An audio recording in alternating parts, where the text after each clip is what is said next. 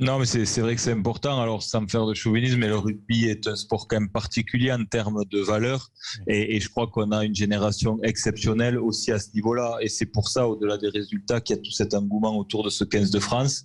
Parce qu'on s'identifie à ces jeunes joueurs. On sent qu'il y a un amour du maillot qui est très particulier, un lien collectif qui est très particulier, un rapport au public qui est très particulier.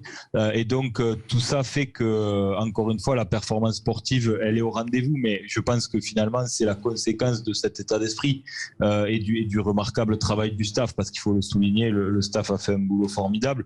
Mais c'est vrai que pour revenir au sujet un peu plus sociétal, le rugby est un très bon exemple à montrer aux enfants en termes de valeurs collectives. C'est quand même le seul sport de combat collectif où chacun a sa place, peu importe le gabarit, peu importe d'où il vient, c'est facile de jouer au rugby, c'est facile d'accéder à des clubs, c'est pas très coûteux.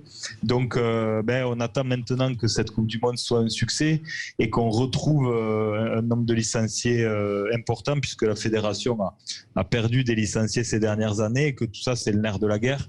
Et il faut donner envie aux gamins, filles ou garçons, puisque on parle du rugby masculin, mais les filles vont jouer la finale du Grand Chelem à Bayonne ce week-end dans un stade à guichet fermé.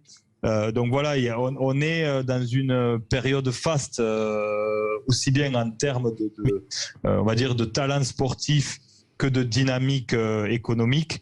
Donc espérons que ça serve tout le pays à se rassembler et qu'on y retrouve tous des fruits, que ce soit d'un point de vue économique ou festif. Juste une petite question, Philippe, rapidement. Est-ce que vous ne pensez pas quand même que cet état d'esprit formidable dans le rugby, il est lié à l'absence, entre guillemets,